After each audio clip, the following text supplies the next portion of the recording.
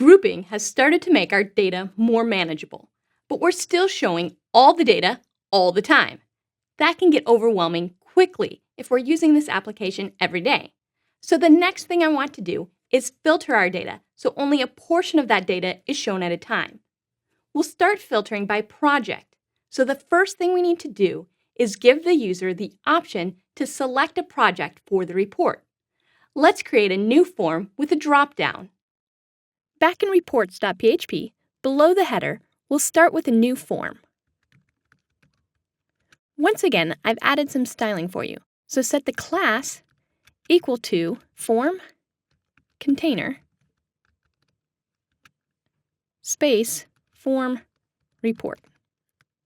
Set the action equal to reports.php and set the method equal to get. This will allow us to share the specific report with others. Let's add a label for our filter.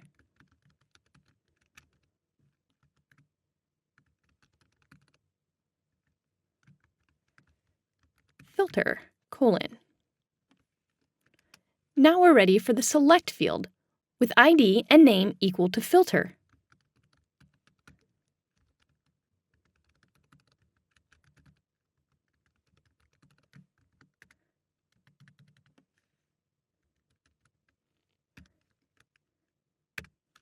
We add a blank option that tells the user to select one.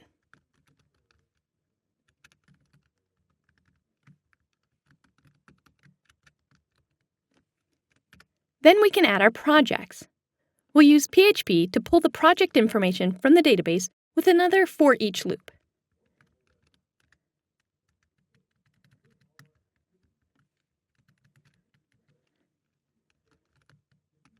For each, get project list as item. We want to know both the item and the value we wish to filter, so our option value will include both these pieces of information, separated by a colon. Each of the items in this for each loop is a project, so we'll start with echo option value equals project, then add a colon, followed by the project ID. Item, project ID.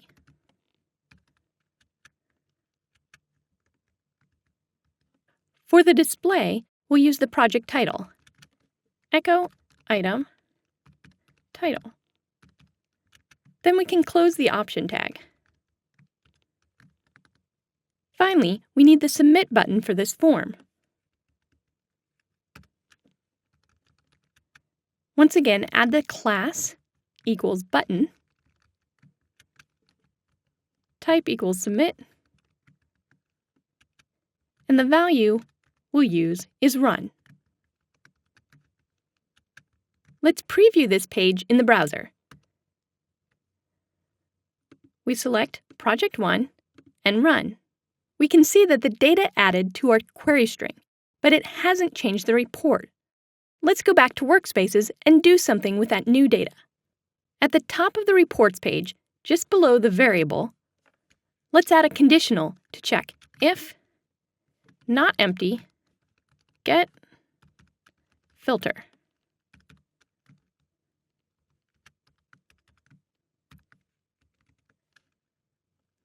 Then we'll set the filter variable equal to this form value.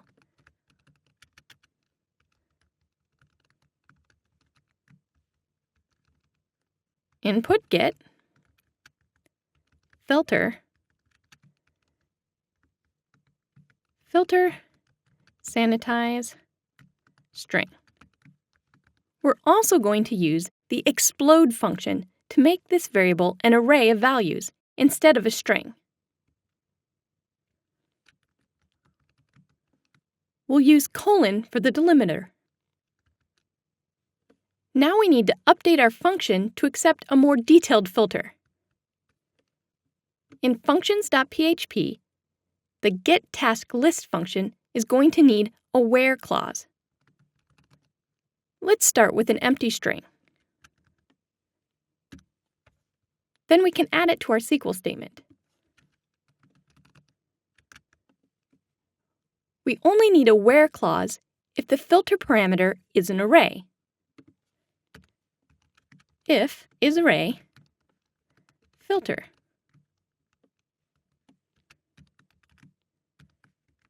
Then we use the first element to determine the field. If filter 0 equals project, we're going to set our where equal to where projects.projectID equals placeholder. Then we use the second element to determine the value we're going to bind. So after our prepare, we add the conditional again.